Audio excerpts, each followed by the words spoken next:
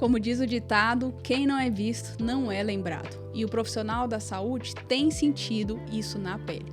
Durante muito tempo, a carreira era baseada nos diplomas e em abrir o consultório. Mas hoje, a realidade é outra e você já notou isso. Os estudos mostram que 84% dos pacientes buscam informações e avaliações online antes de marcarem uma consulta.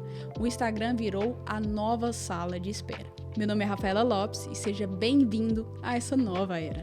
E para conversar sobre isso, estou aqui com Rafael Molina, comunicador, jornalista e empresário que defende uma comunicação profunda e humana e estratégica.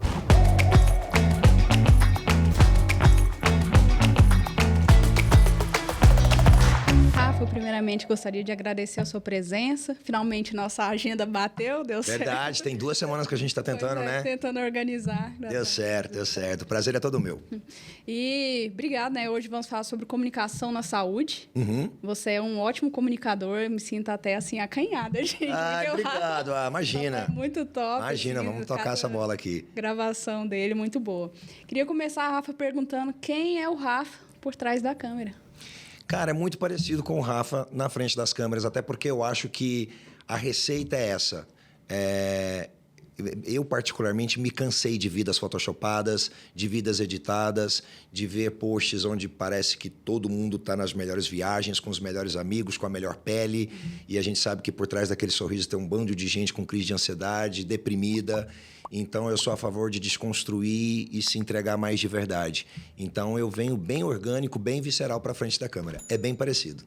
Então isso aí já é uma quebra de paradigmas, né? Sim. Porque a gente coloca foto com filtro. Exato. E cada vez mais eu prego isso, que a gente aprenda a se aceitar sem filtro, a se respeitar e depois da autoaceitação, o amor próprio, né? A gente fala muito do amor próprio, mas antes você tem que aceitar porque você tem algumas coisas que você não gosta mesmo. Não tem essa de buscar a perfeição para então desenvolver o amor. Aceitar os defeitos mesmo e a partir disso vem o amor próprio. Então, eu acho que tá tudo bem colocar um filtro, tá tudo bem fazer uma maquiagem, tá tudo bem querer ser bonito, desde que isso não seja o fator dependente para você se aceitar e se amar, como eu disse, né? Então, a gente pode colocar um filtro, mas sem o filtro, tá tudo bem também, sabe? É por aí. Essa questão mais da essência, né? E aquilo que vai ser no espelho. Exato. Eu falo que no meu perfil, eu não sou o protagonista, é sempre o outro. Eu estou sempre contando uma história de alguém, né? O meu público maior hoje é a geração Z, que é uma geração muito julgada, todo mundo fala que é a geração frágil, e eu busco histórias para mostrar que eles têm repertório, que eles têm muitas histórias de superação, muito inspiradoras, inclusive. Então, o meu perfil é mais sobre a poesia do que sobre o poeta, é mais sobre o outro. E eu venho exatamente para tirar os filtros dessa galera, para poder entregar as verdades deles. E tem dado muito certo. E é interessante, né? Porque somos de outra geração e você tá com um foco ali na geração Z. Sim. Que a nossa geração tá fugindo deles. Exato. O que não deveria, porque eu acho que a troca é extremamente saudável. Da mesma forma que quando nós éramos adolescentes, nós também fomos julgados. Isso sempre aconteceu. Sempre a geração mais velha julga a geração mais nova, né? A geração Z provavelmente vai ter as suas críticas sobre a geração alfa e por aí vamos. Mas eu acho extremamente importante haver essa troca da experiência, né, da geração mais velha, com o que está vindo de novo, como está vindo, como vai ser. Porque a gente precisa rejuvenescer nosso olhar, né? E eu acho que eles trazem essa mocidade. Eu sou um cara que tem muitos amigos mais novos e eu digo que eles fazem eu ter o frio na barriga de novo. Porque a gente entra no modo automático, na medida em que a gente vive aquela situação várias e várias vezes, perde um pouquinho da nobreza, da novidade. Então, eu gosto de viver de novo com eles, ou de reviver. Veja um ato falho, né? Viver de novo. Porque o reviver já não é tão legal, né? Eu acho que a novidade está no viver, porque é de um outro jeito, né? Com o olhar de quem nunca viveu, que é o deles. Então, eu adoro viver situações com eles que me tragam frio na barriga, que me tragam esse sabor do novo, do cru, do verde, da inocência. Então, eu acho que todos nós precisamos conviver um pouquinho com os mais novos, para poder quebrar um pouquinho desse modo automático e eles, por sua vez, aprender um pouquinho com o que a gente errou porque não dá para a gente viver tempo suficiente para aprender só com os nossos erros, tem que aprender com os erros dos outros. E nada melhor que aprender com quem já passou por ali, né? Quem já tem experiência. Então, eu sou super a favor desse intercâmbio geracional. E é o que eu faço, porque o meu foco é a geração Z, meu grande público é a geração Z, mas tem muito pai, educador, avô, que me segue exatamente para aprender a lidar melhor com seus filhos, sobrinhos, alunos, porque ali realmente eu faço uma desconstrução de camadas, né? Então, eu tenho um projeto que chama Fala Z. Como o próprio nome diz, eu deixo a geração Z falar. Exato. Então, eles são os protagonistas ali. Eu sou só o cara que toca a bola. Então, eles falam dos medos, das ansiedades deles, do que está acontecendo, como eles estão vendo o mundo e tal. E muito adulto assiste exatamente porque com o filho em casa, ele não tem aquela abertura que ele conseguiu ver com o filho no meu vídeo. Né? Ali eles se abrem de uma forma mais fácil do que com pai e mãe em casa.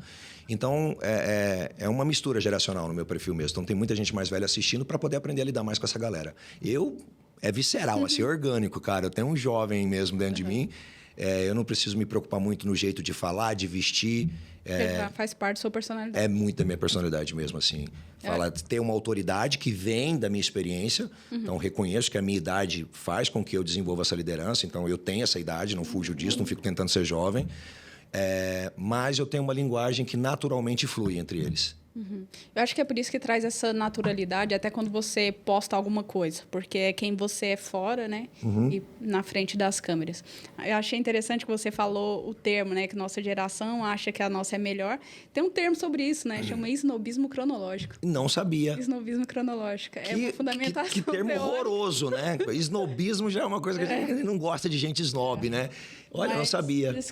Eu sabia, assim, o etarismo, né? Que é também um preconceito de idade, mas o snobismo... O snobismo cronológico é essa questão mesmo de falar assim, que cada geração acha que a sua foi melhor. Sim. Então, essa teoria defende que cada ser humano tem um snobismo cronológico. Olha, a minha ainda era um pouco melhor porque a gente pegou sem celular. O nosso avô, a faca dele era melhor porque a dele era... Os homens eram criados ali na roça, trabalho duro, personalidade. Mas que todas as gerações são isso, né? Exato. Todas têm suas fragilidades, seus medos, suas novidades, né? Então, a gente precisou aprender a lidar com o mundo digital. Eles já nasceram no mundo digital, né? Então, a gente sabe viver melhor sem o celular. Todos nós sofremos hoje sem celular porque tá tudo ali, né? Mas por a gente ter vivido uma parte de nossas vidas no analógico, a gente não sofre tanto. Tirar o celular de um adolescente hoje pode significar o fim do mundo, né? Pra gente não tanto. Então, é bom essa troca, né? Me ensina a lidar melhor com a tecnologia, você está mais instrumentalizado, porque faz quase que é parte do seu corpo, você nasceu com isso, né? E eu te ensino a viver sem, que dá para viver sem. Tá vendo? Né? Então, eu acho que dá para a gente ter uma troca saudável entre todas as gerações, na medida em que a gente saiba ouvir. Muito importante. Rafa, e em que momento da sua vida você falou assim, eu vou me posicionar na internet, eu vou ser um comunicador? Como que foi isso? Eu sou dos anos 80, né? De novo o papo de geração. Então, na verdade, eu sempre fui fã de televisão.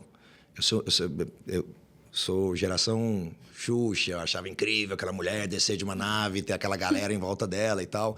Então, eu sempre fui fascinado pela comunicação, pelo entretenimento audiovisual. E quando eu cresci, fui para São Paulo, fiz faculdade de comunicação, comecei a trabalhar com televisão lá. Aí nós estamos falando de anos 2000. E aí vem a internet, primeiramente, assim, como um espaço para pouco entretenimento audiovisual, né? Depois começaram a ter algumas coisas no YouTube ainda, no formato horizontal. E aí eu fiquei, né? Eu preciso entrar nessa nova mídia. E o que eu achei mais fascinante é porque era do meu jeito. Né? Na televisão, eu já trabalhava na televisão. Tinha ali um diretor, um produtor, um roteirista que eu tinha que seguir. Por mais que tentassem respeitar a minha identidade, era um texto que não era meu, era uma luz que eu não tinha escolhido, era um formato de um programa que já tinham desenhado e aprovado sem que eu participasse. E quando eu vi que ali, naquele lugar chamado YouTube, eu podia abrir uma câmera, falar o que eu quiser, criar o que eu quiser, falei, vai ser aqui meu lugar. Eu precisei me adaptar muito com a velocidade. Foi porque televisão você tem introdução, desenvolvimento e conclusão. A internet você precisa, ainda mais hoje. Principalmente em rede social, né? O YouTube ainda... Naquela época ainda respeita tava. um tempinho. Exato. Então foi onde eu precisei me adaptar. Porque eu sou um cara, como vocês viram, que fala muito. Eu precisei cortar muito da minha narrativa para conseguir entregar os meus formatos de modo que eles sejam assistidos integralmente, né? Então, hoje, fazer tudo o que eu aprendi em 90 segundos, né? Porque a média é 1 minuto e meio, no começo foi bem difícil. Hoje já está bem natural, tá rolando. Mas eu primeiro tive a vontade de fazer no YouTube por conta da liberdade autoral. Cara, eu já sou comunicador, já faço... e aqui tem um espaço democrático, qualquer um pode fazer e postar. Mas eu te digo que eu senti muita falta do estúdio. Disso aqui, ó, de cenografia, de luz. Então, eu demorei um pouquinho para me adaptar à internet. Para ficar caseiro, eu sofri um pouquinho. Mas a liberdade que eu tinha fez eu entender, meu lugar vai ser aqui. Hoje eu ainda recebo algum convite ou outro para ter um quadro, para ser repórter. Eu falo, não, estou fazendo do meu jeito, no meu tempo. Dá mais trabalho. Sim. Eu, por exemplo, sou o cara que cria o projeto, vou atrás do cliente, fecho o negócio, roteirizo, fecho com videomaker... participo da edição, mando para o cliente, ele aprova, posto em collab. Então, assim, eu participo de todo o processo. Dá mais trabalho. Antes eu ia lá, entregava, passava uma maquiagem na minha cara, fazia o que eu tinha que fazer dentro do estúdio, ia embora e ficava lá. Mas a liberdade me fascina mais. Então, assim, a primeira coisa que me chamou foi isso. Então, resumindo, eu já trabalhava com comunicação, eu era da TV.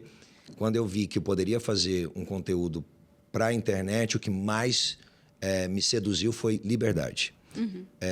Preços que eu paguei, a ausência dessa estrutura me incomodou, mas consegui seguir. Hoje eu faço uma coisa bem desconstruída, está tudo certo. E a linguagem mais rápida. Foi a minha maior dificuldade. Foi fazer tudo mais rápido, só isso. Hoje eu acho bem difícil eu voltar para a televisão, a menos que seja um projeto bem minha cara. Porque eu continuo tendo muita liberdade... de fazer o que eu quero, na hora que eu quero, do jeito que eu quero. Me fascina. Interessante que você falou aí de uma questão vocacional, né? Que você era em relação à televisão, essa questão que já te atraía desde a infância. E agora a gente pensando um pouco no profissional da saúde, que o que atraiu ele não foi isso. O que atraiu ele foi o cuidar das pessoas, foi essa parte de um estudo especializado dentro de determinada área. Como ele se posicionar, ou descobrir o local dele. Sim. Né, por exemplo. Sim. Porque existe um desafio para o profissional da saúde que é ele apresentar o lado comercial dele. Parece que é proibido, né? Eu ganhar dinheiro como profissional da saúde, eu fazer um marketing, eu vender como profissional da saúde. Eu entendo o conflito ético, né? Estamos falando de saúde humana e tal, mas peraí, ele investiu uma vida em escola, em cursinho, em faculdade, tempo para ele poder se formar, e vivemos num mundo capitalista, onde o capital é o que rege tudo, precisamos de dinheiro. Mas há um desafio ainda do médico falar de preço, de um dentista chegar e falar de valores e falar de uma ação promocional de determinados tratamentos, sem contar que existe também o código de ética, né? Tanto do CRM, que é da medicina, CRO. e o CRO da odontologia, que melhorou bastante, né? Mudou esse ano. Já deu uma boa flexibilizada, eu falo pelo que eu gravo para um médico e para uma dentista.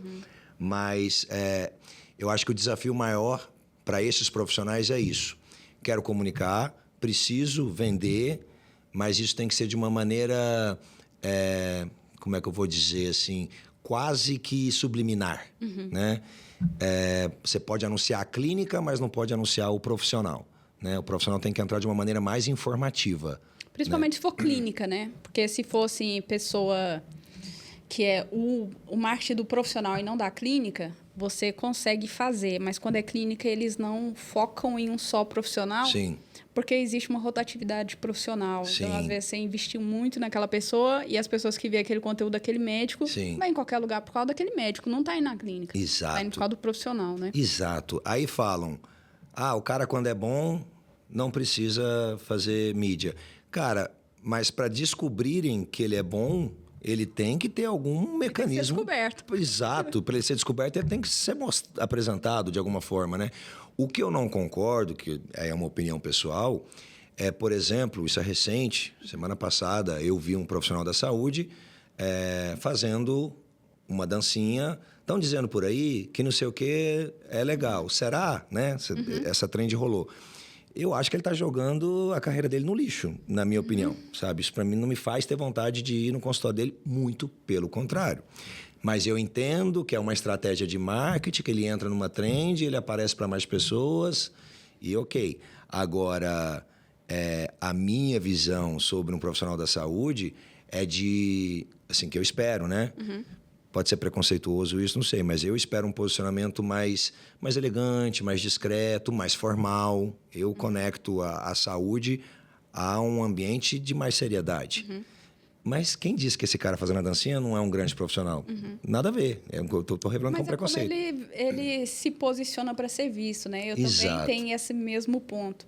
Porque, às vezes, ele até pode ganhar visualizações. Mas será que ele ganha paciente? Pois é. Porque às vezes a gente tem que perguntar. Às vezes você está com um perfil lotado, mas ninguém vai no seu consultório. Sim. Então, às vezes, tem um gap da sua informação. Sim. Às vezes, você é um bom comunicador, mas você não é um bom médico. Perfeito.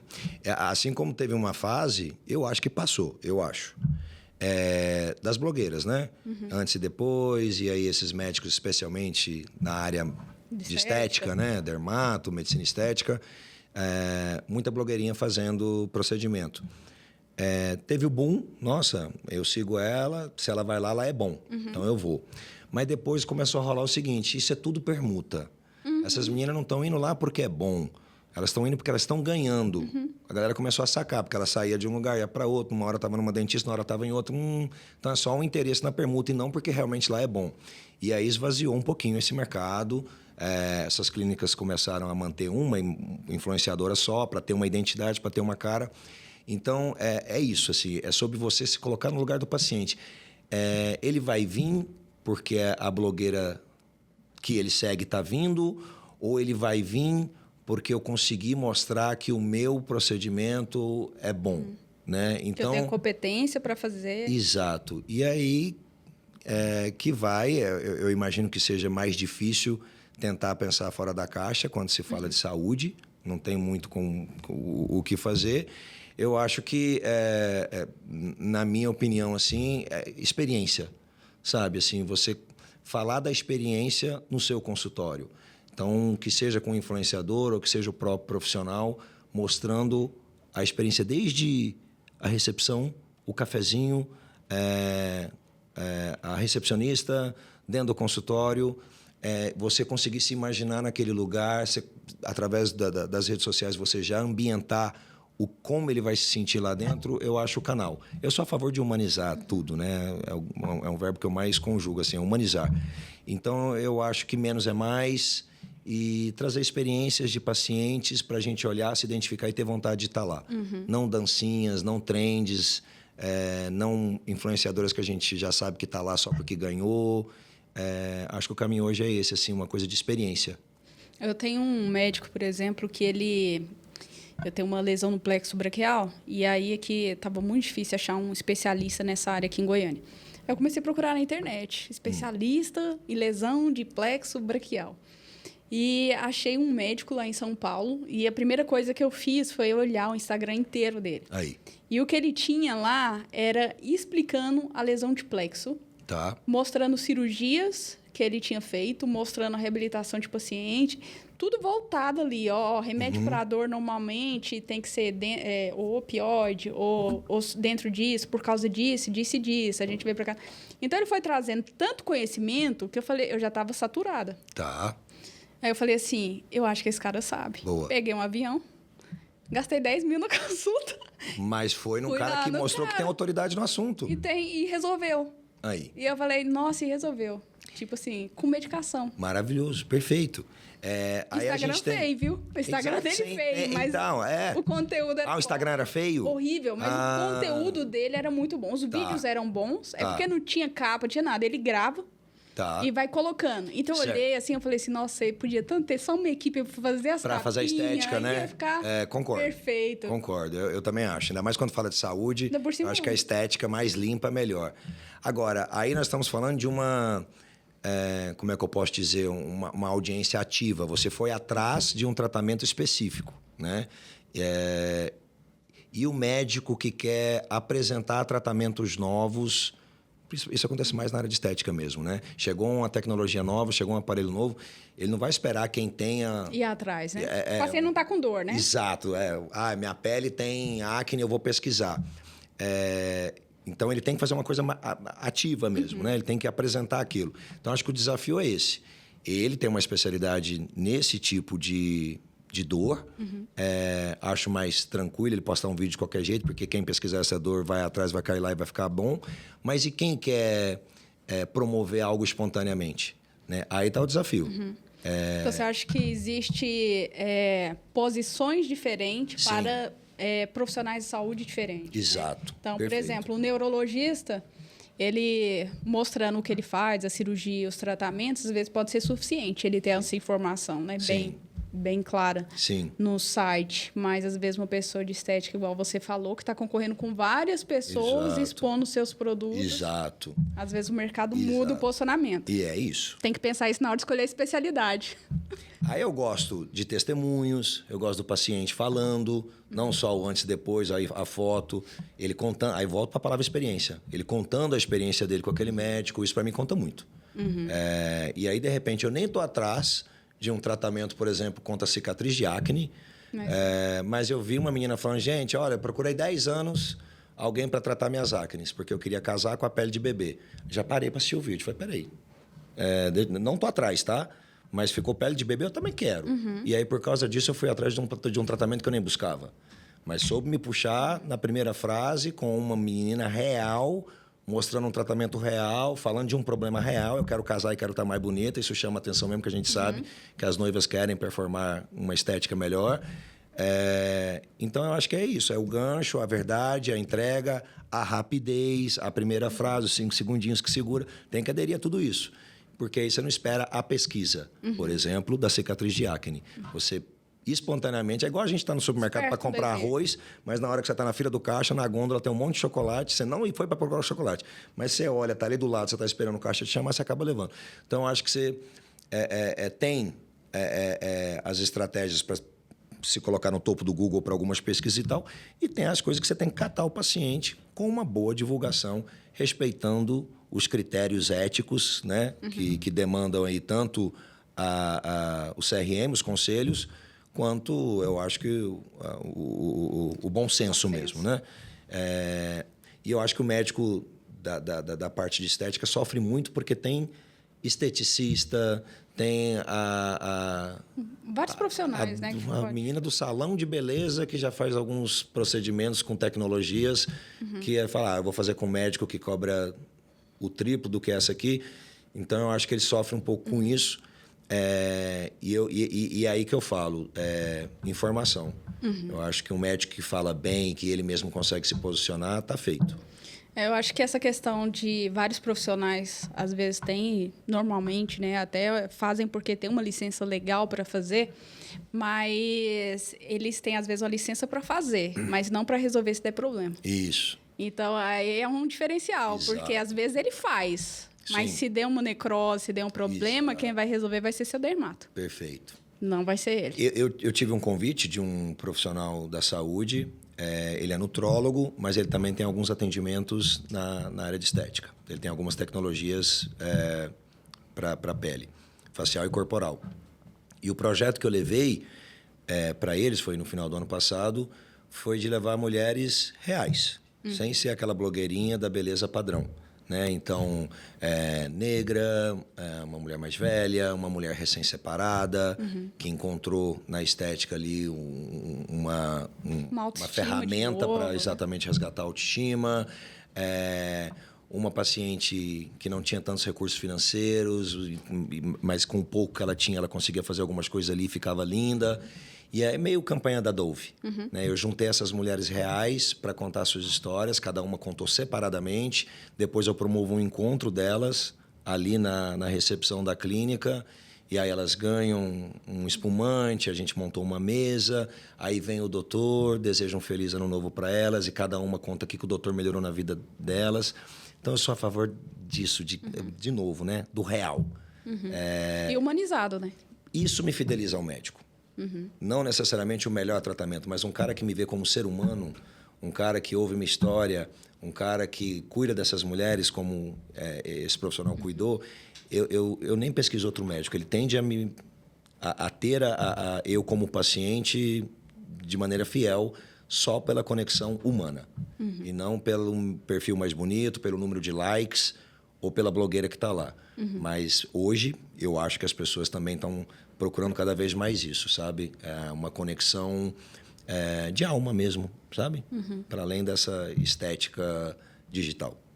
E você acha que isso é possível fazer, por exemplo, em vídeos de conteúdo como o Reels, que você está ensinando algo, trazendo uma informação, sem ser algo que abra muito a vida particular daquele profissional? Porque, às vezes, os médicos têm essa questão de, tá bom, eu não quero que fique filmando dentro da minha casa, com a minha família, os meus cachorros. Então, tem como fazer isso? Qual que é o desafio? Sim, você humaniza com a sua relação com o seu paciente. Você não precisa contar se é casado, solteiro, onde você mora, quantos filhos você tem. Conta como você cuidou daquele paciente. Já te humaniza. O que você fez por aquele paciente? Lindo. Ó, chegou aqui, falou que estava com dor no estômago. Seria fácil eu dar um remedinho para ela para o estômago. Comecei a conversar, descobri que, na verdade, ela estava muito ansiosa, com problemas, e ela estava comendo mal. Coloquei ela para desabafar sobre a vida dela. Já melhorou, marquei uma outra consulta para ela desabafar mais um pouco. Enfim, ela só precisava ser ouvida. Então, com isso, hoje ela está dormindo melhor, está se alimentando melhor e não tem mais dor no estômago. Olha que maravilhoso. Né? A maioria colocaria um remédio ali, aí o remédio altera uma pressão arterial, aí ela vai no cardiologista, o cardiologista passa um outro remédio, aí altera o rim, aí ela vai no nefro. Então, quer dizer, a medicina virou pedaços, né? Cada médico cuida de um pedaço. Aí vem um médico que pega você de uma maneira holística, né? Cuida de você de uma maneira integral, você humaniza ele. Não precisa falar da vida pessoal dele. A maneira como ele cuida do paciente, que já diz muito. E eu acho que é a tendência. A gente está muito cansado desse mundo individualista, de tantos extremismos, de tanto ódio, de tanta individualidade, enfim. Quando a gente pega alguém que olha a gente por dentro, é um respiro, né? Então, eu acho que quem for por esse caminho, e é o caminho que eu tenho nas minhas redes sociais com todos os meus clientes, é de humanizar a marca. Eu posso contar uma história? Claro. Eu tenho uma concessionária que me apoia, que eu gravo um vídeo por semana para eles. E chegamos no mês da consciência em relação ao espectro autista. Eu já sabia que tinha uma colaboradora deles que tinha um filho autista. E aí eu combinei com a gerente, falei, vamos fazer uma brincadeira, vamos simular uma brincadeira de colocar 3, 4 colaboradores para apresentarem o carro para nós, e aquele que fizer a melhor apresentação vai ganhar um prêmio. Ela era uma das colaboradoras convidadas. Aí a gente chega no carro, o carro já está com adesivo no capô, que é aquele laço colorido que é o símbolo da campanha da conscientização em relação ao espectro autista. Aí a gente chega, cada um tinha que apresentar o carro, porque é um cliente que eu tenho que fazer publicidade dele, eu tenho que falar do carro, né? Então não tinha como correr disso. Quando ela chega no carro, ela vê o adesivo, ela já me entregou assim, eu conheço muito esse símbolo. Falei, por quê? Porque eu tenho um filho autista. Aí eu peguei o gancho e falei, gente, não vai ter competição então. Ela que vai apresentar o carro de todo jeito. Beleza? Ela, beleza. Falei, me apresenta o carro por dentro primeiro, né? Então ela, beleza, ela entra no carro comigo, e aí ela vai falar do painel multimídia, né? Dos opcionais do carro. Eu pego e ligo um vídeo no painel multimídia, é o filhinho dela dando uma mensagem para ela. Aí todos os colaboradores se emocionam, ela se emociona. O hiperfoco dele é caminhão, ele é apaixonado por caminhão. Aí eu saio do carro, abro o porta-malas, pego um caminhãozinho que eu tinha comprado e dou de presente para ele. Eu mostrei o carro todinho, mostrei o carro por fora, eu mostrei o carro por dentro, eu mostrei o espaço do bagageiro, eu vendi o carro e, ao mesmo tempo, eu dei alma para aquela marca, eu dei alma para aquela concessionária. O vídeo engajou muito. Não para mostrar, olha que carro legal, mas para mostrar, olha que história legal. Só que o carro estava ali. Então, eu acredito nesse modelo de marketing hoje, entendeu? De a gente colocar a experiência e ali está implícito a marca. Então, acho que o médico, o dentista pode fazer isso, contar a história do paciente. Conta a história. Tá lindo, as pessoas vão se identificar. E vão divulgar aquilo e vão passar o perfil daquele médico para frente, porque a história é linda. E automaticamente ele está mostrando o consultório, está mostrando como ele atende, está mostrando como ele se paramenta, ele está se vendendo junto. Então, esse é o caminho que eu mais acredito. Histórias conectam, né, as pessoas. Né? Isso. De efeito de... Que a gente está precisando, né? Histórias. É só Histórias reais, né? Histórias reais e boas, que inspirem, né? Porque a gente está aí em um ano político, a gente sabe, né? Dificilmente nós não vamos ter polarização de novo. E aí é briga, ninguém sabe ouvir, ninguém sabe dialogar. Então a gente está precisando se inspirar mais em coisas boas, que tem como conversar sobre diferenças de uma maneira mais pacífica. Meu celular tocando é minha cachorrinha. Que tem muito ser humano bom, que tem muita história de superação, que você não está sozinho nessa. E é através de vídeos assim que você pode levar isso adiante. Eu falo, por exemplo, vou contar agora a experiência pessoal. Final do ano passado, eu achei que eu estava deprimido. E aí eu descobri que, na verdade, era ansiedade. Depois de tantos anos, eu descobri que a ansiedade deprime. Que você tem uma angústia que não é depressão, é uma angústia do excesso de ansiedade mesmo. Só que o primeiro médico me tratou com depressão. Eu piorei, porque eu não tinha depressão. Então, a medicação não fez efeito nenhum e tal. Aí fui num outro que falou, é ansiedade. Ele começou a me dar uma medicação para ansiedade, mas a medicação não surtiu efeito. Ele adicionou um segundo medicamento. Também não surtiu efeito. Fui num terceiro psiquiatra. Ele falou, não, você tem ansiedade, mas você também tem transtorno de bipolaridade grau 2, que é um grau leve. Aí ele manteve a medicação de ansiedade e me deu um para bipolaridade que trouxe um efeito colateral horrível. Eu não vou lembrar o nome agora, mas o seu corpo fica inquieto. Terrível, terrível. E aí, mandei mensagem para ele, falei, está acontecendo isso? Ele falou, suspende. Nunca eu suspendi isso, foi ladeira abaixo de novo, até porque eu deixei de acreditar nele. No quarto médico, ele olhou tudo, ele falou, olha, tá tudo errado, desde o primeiro, você não tem bipolaridade, você não tinha depressão, o remédio para ansiedade que te deram não é o correto, porque isso aqui é para quem tem aquela crise de ansiedade mais nervosa, a sua ansiedade é uma ansiedade de angústia, então é uma outra medicação. No quarto psiquiatra. Mas sabe por quê? Porque foi uma consulta de quase 2 horas. Teve que ouvir, né, Rafa? Ele conversou muito. E a psiquiatria, eu entendi isso agora, ela tem um desafio, sabe por quê? Porque a consulta é subjetiva. Ela não tem um exame de sangue que dá um parâmetro. Né? Que a gente faz o exame e vê se você está com vírus tal, se você está com uma inflamação. Não tem. Não dá para fazer um exame e falar é depressão, é ansiedade, é bipolaridade. Não tem. Então, é a conversa. E se você entra no médico que está nesse modelo industrial de consulta rápida, passar remédio, mais uma consulta e passar remédio, você pode cair onde eu caí. Eu levei 6 meses para chegar num bom resultado.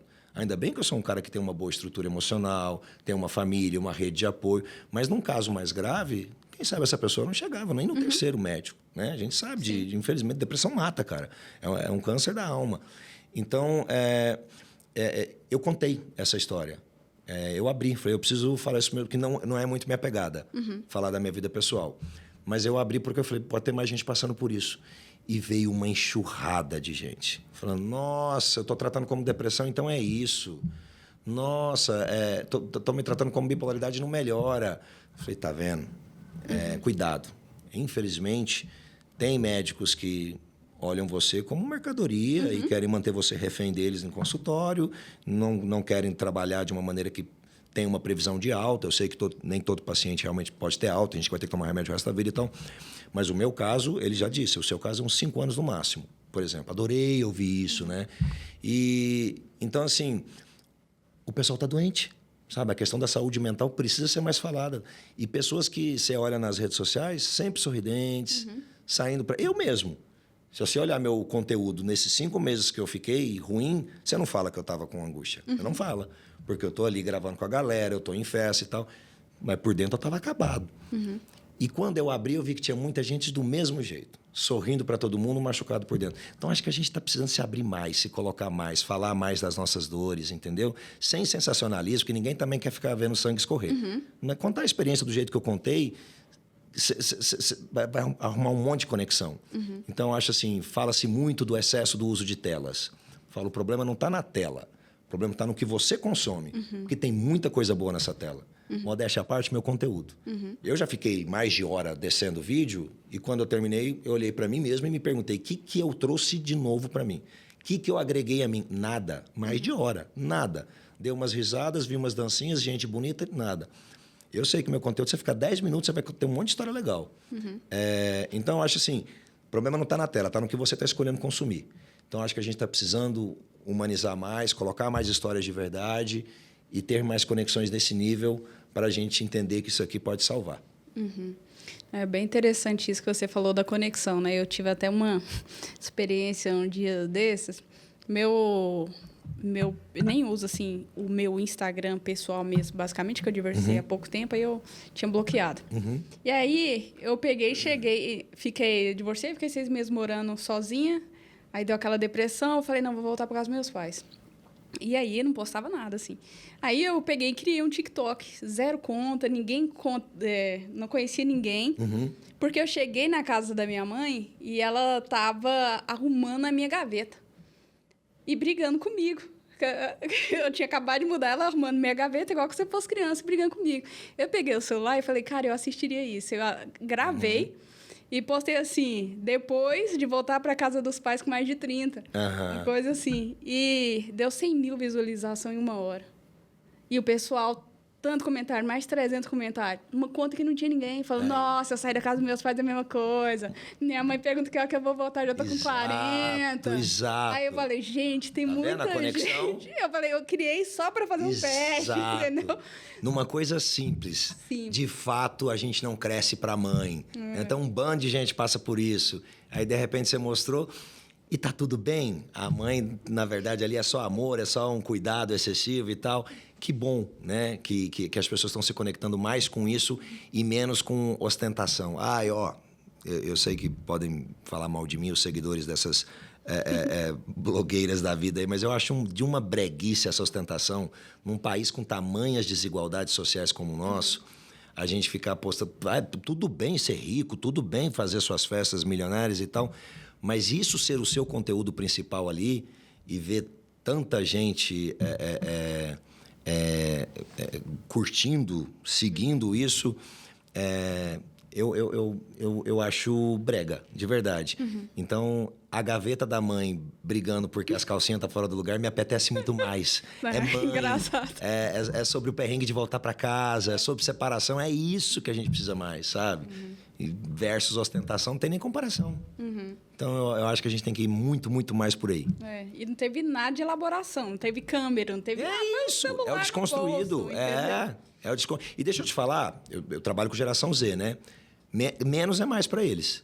Menos é mais. Esse projeto que eu falei agora há pouco, que é o Fala Z, que é um debate só entre estudantes ali dos seus 15, 16 anos, que eu gravo numa escola. Né? Todo projeto meu é patrocinado por uma empresa. Então, esse é uma escola do ensino médio. Eu fiz vinheta, eu venho de televisão, né? Então ainda tem alguns vícios. Eu fiz vinheta, eu pesquisei que eles estão gostando muito da cultura estética anos 80, então eu fiz uma logo meio anos 80, meio pop comercial, meio MTV. Coloquei músicas dos anos 80, fiz uma vinheta massa, introdução, aí depois a pergunta, depois começa o debate. Hoje, se você assistiu o Fala Z, é direto pro debate. Tirei tudo. Porque eu vou pesquisando, tanto tete a tete, porque eu tenho essa possibilidade de estar lá com eles toda semana gravando, né? Quanto online e meus amigos que são da geração Z, que eu pergunto, o que você achou?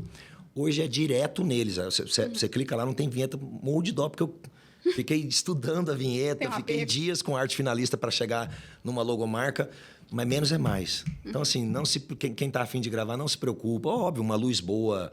É legal, um lugar arrumado é legal, mas não precisa se preocupar com uma grande produção. Menos é mais. Quanto mais desconstruído, mais engaja, especialmente o pessoal da geração Z. Eles estão cansados de mentiras. Né?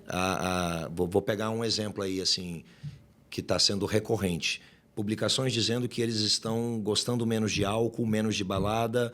E em algumas capitais, principalmente São Paulo, já há um grande movimento de adolescentes indo em cafeterias às 6, 7 da manhã, zero álcool, a balada está sendo lá, as cafeterias estão abrindo com DJ, eles ficam ali de manhã, depois vão correr no parque, vão para academia, então eles estão mais saudáveis.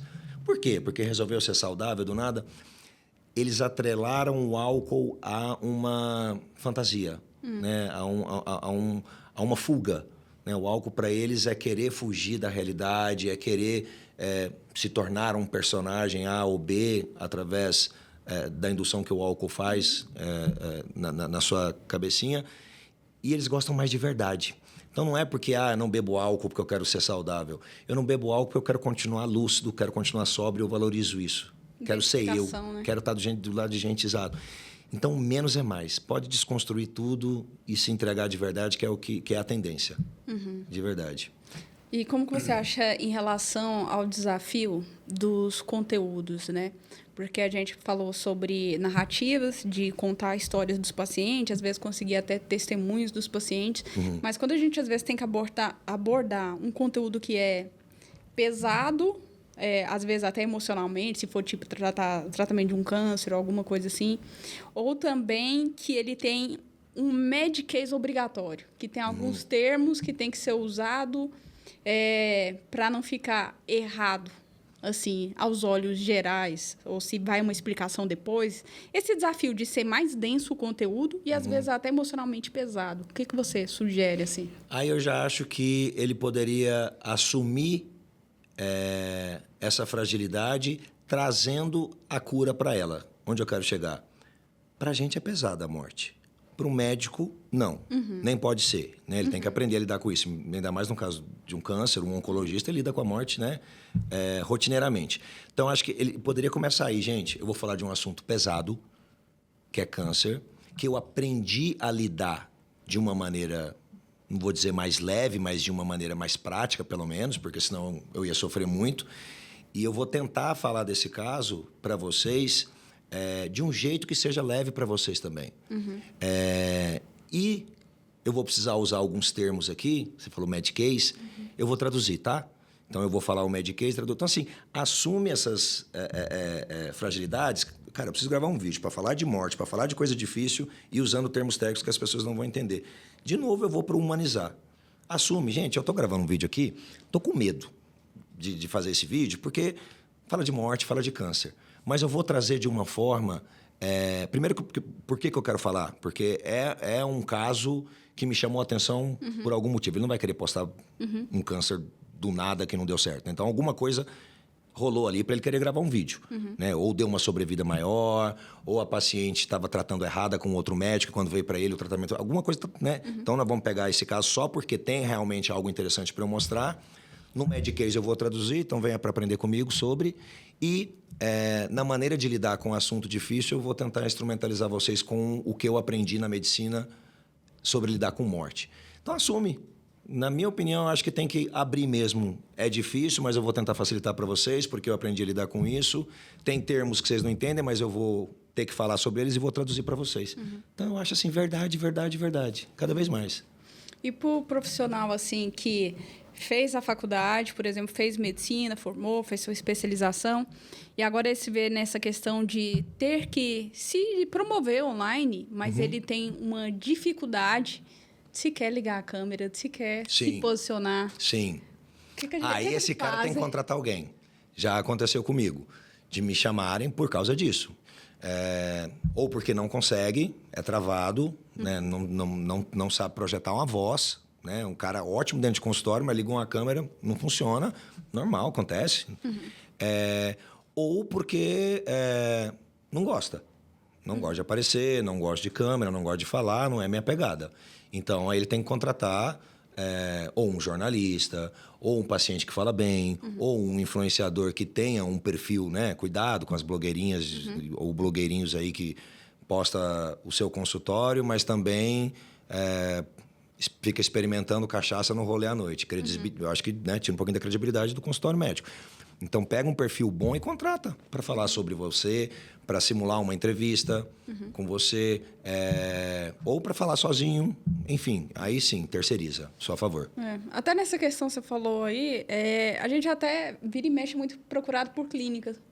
Fala assim, não, vou trazer uns médicos aí pra você conversar com eles aí, porque na conversa de um podcast vai se desenrolando uma conversa, que às vezes ligar a câmera ali, eles travam. Exato, você fala para ele, faz de conta que é uma consulta. Do mesmo jeito que você responde aos pacientes lá dentro do seu consultório, você vai responder a mim e grava isso, né? Agora, não é todo mundo que consegue olhar para uma câmera, impostar a voz e falar, tá tudo certo, ele é médico, ele não é comunicador, né? Sorte do que sabe ser bom como médico e se comunicar também, mas não é todo mundo. Então, aí tem que terceirizar, contratar alguém que seja um parente, né? Mas acho importante a mídia para todo profissional, É importante mostrar. E você acha que, pensando na necessidade hoje para trazer paciente para o consultório, ter essa exposição online, você acha que esse planejamento tem que entrar no cronograma do consultório de gravação e no cronograma financeiro? Ou pode ser... Com certeza. Tem que estar... Aí que tá, eu falei agora há pouco que nem todo médico é um bom comunicador, né? Eu já vi muito também que nem todo médico é um bom gestor. Isso. É um bom administrador, né? Já vi muito médico inteligentíssimo. Muito mesmo. Mas quebrado, sabe? Você fala, ele ganha tanto por cirurgia, faz a conta de quantos pacientes passam no consultório dele, vezes o valor da consulta, como que ele tá quebrado? Não sabe gerir, não sabe administrar. É um tremendo profissional ali com bisturi na mão, e é isso, cada macaco com o seu galho. Então, eu acho que, de novo, vou para a palavra terceirizar. Então, você tem que, dentro da sua gestão, seja do próprio médico, se ele for bom nisso, como a gente acabou de falar, ou uma gestão terceirizada, colocar o planejamento de marketing, tanto no orçamento quanto na agenda do médico. Inclusive, essa parte de agenda, eu, como um influenciador que faz conteúdo tanto para um médico quanto para uma dentista, que eu faço com eles? Eu marco um horário e gravo todos os conteúdos do mês. Porque é difícil a agenda do médico. Pelo menos os que eu gravo, graças a Deus, são bem-sucedidos, é uma agenda apertada. Se ficar esperando a agenda furar para ele gravar, não fura nunca. E aí, às vezes, ele marca ali um horáriozinho para gravar com você e o paciente anterior atrasou, ou veio aquela do interior por uma emergência. Então, eu já pego um dia, uma boa fatia da agenda dele e gravo um mês inteiro. Então, é isso, é uma organização boa para ele fica livre de gravação durante um bom tempo. Para mim, que não fico dependendo dessas oscilações na agenda deles. E tudo isso, resumir uma palavra, planejamento. É isso. Interessante. Rafa, nós temos aqui um quadro que é bate-bola, jogo rápido, que chama Mito ou Verdade. Tá. E você pode explicar um pouquinho depois, se quiser falar sobre isso. Mito ou verdade, postar todos os dias é obrigatório para se ter uma autoridade digital? Mito total. Eu acho que tem que ter frequência, mas não necessariamente todos os dias. Você tem que ter frequência. Eu acho que assim, você postar numa semana, na outra não, os próprios algoritmos vão te engolir, não vão apresentar o seu próximo vídeo com a mesma eficiência que ele estava apresentando antes. Tá? Então, isso é uma coisa técnica das próprias redes sociais. Elas querem que você poste mais e, na medida que você posta mais, elas realmente colocam mais seus vídeos para as pessoas verem. Mas todos os dias não, já fiz esse teste. Eu sou um cara de 4, 5 postagens por semana e tá tudo bem. Agora, grandes intervalos, não mesmo. Eu acho que assim, pelo menos a cada 2 dias tem que postar. Mito ou verdade? Vídeos curtos de 60 segundos convertem mais pacientes do que vídeos longos e explicativos. Olha, eu vou falar que é verdade, né? Porque a galera, infelizmente, é uma questão da cultura do digital, né? Você não gosta, você passa para o lado, né? Então, se você tem uma linguagem rápida, isso pode durar 5 minutos. Né? Então, por isso que eu acho que é verdade, quanto mais rápido, melhor.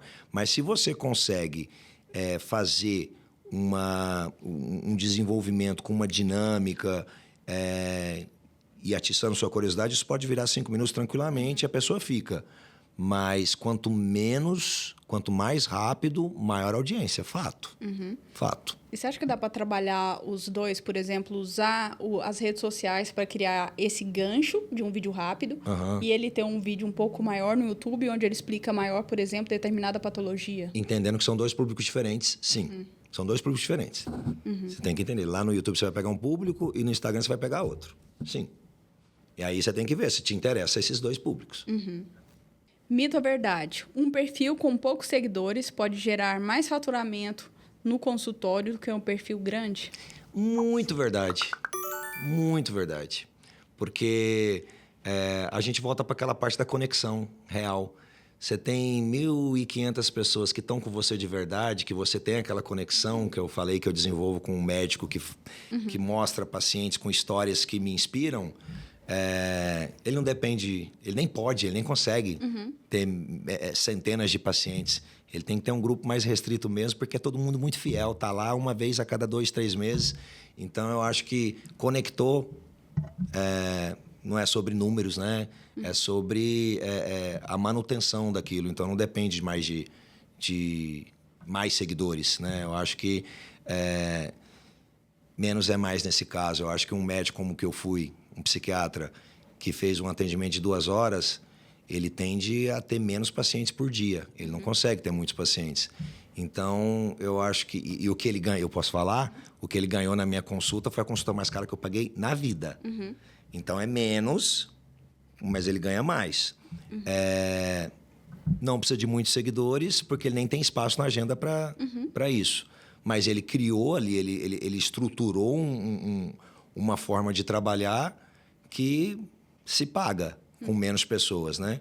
Então, eu acho que é isso. Tendo pacientes fiéis, para que ter 10 mil seguidores se os 1.500 estão lotando seu consultório, deixando sua agenda cheia e rentabilizando o suficiente?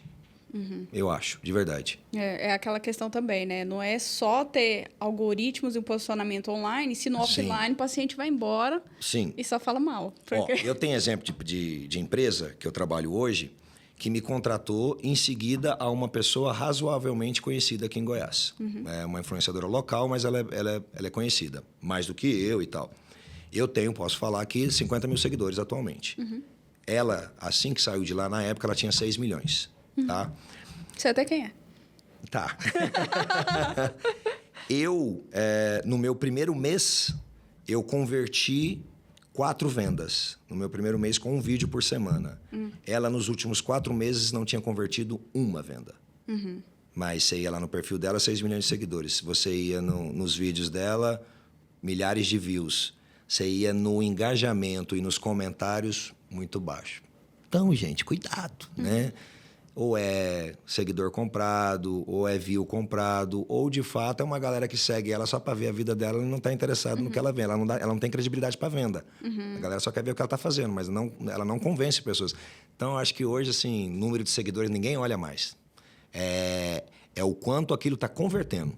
E às vezes um cara com 10 mil seguidores converte muito mais do que o de 1 milhão.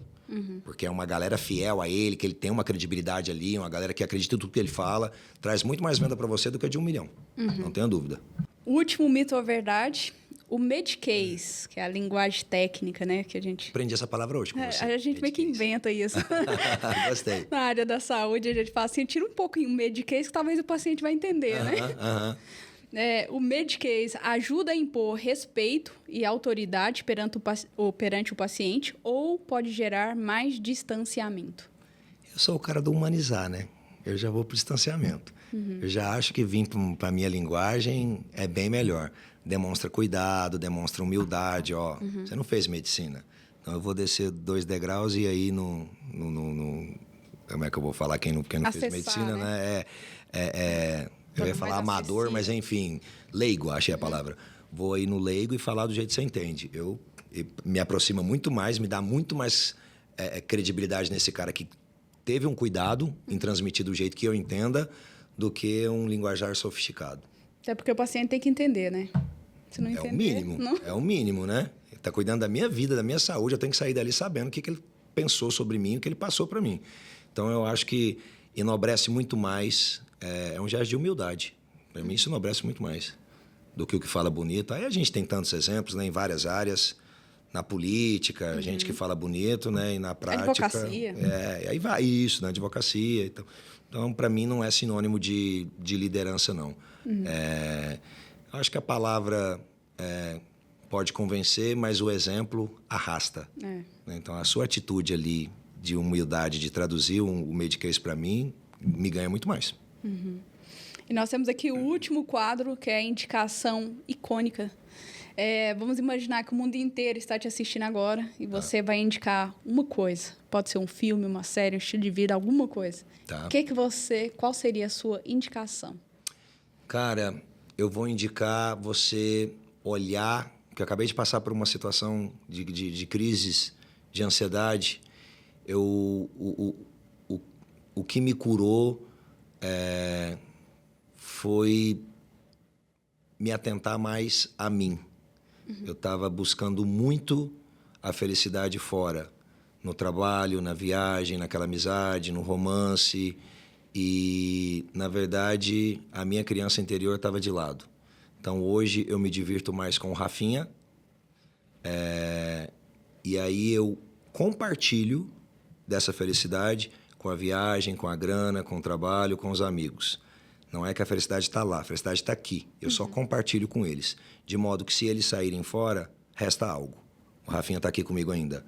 Então, o que eu quero dizer hoje para as pessoas é: cuidado. Você acha que está feliz por conta desse trabalho novo, você acha que você está feliz por causa desse namoro, você acha que você está feliz por causa dessas amizades, mas veja se você não está dependente disso. E antes que venha a crise, que no meu caso foi desesperador, assim. Antes que venha, faz um esporte, você por você, e não pela galera que está fazendo, eu te chamando. Vai comer num lugar legal, daquela comidinha que você gosta, vai chupar aquele picolé que lembra a infância, compra umas coisinhas de besteira, vai para sua cama assistir o desenho que você assistia na infância. Volta para você. Se o mundo está me assistindo, eu acho que a gente está precisando respirar mais a gente, resgatar mais nossa criança interior. Foi o que me salvou. Nossa, eu falo que a deprê, ela não vem para acabar com você, ela vem para te transformar, se você souber. Eu hoje estou um cara fazendo muito mais esporte, celebrando muito mais minhas poucas e boas amizades. Não tem necessidade de estar no meio de todo mundo, os poucos e bons, muito mais família,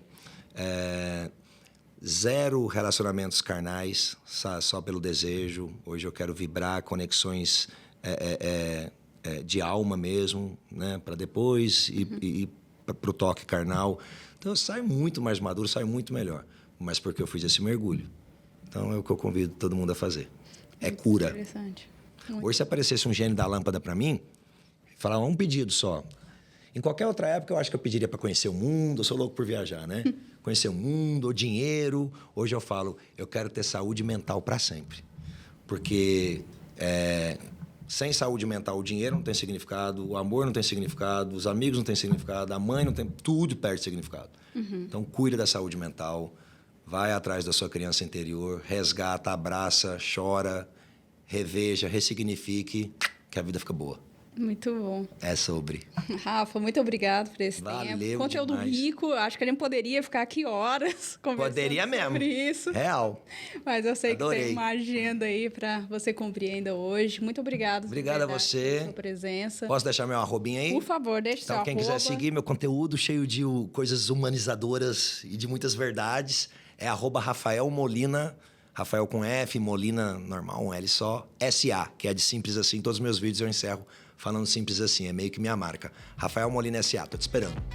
É isso aí. Se você quer se inspirar, conheça mais sobre o trabalho do Rafael. Todas as redes dele estão aqui embaixo na descrição desse vídeo também. E para você que ficou conosco até agora, não esqueça de se inscrever no nosso canal, compartilhar esse conteúdo para alguém que precisa dessa informação. E é isso. Até a próxima.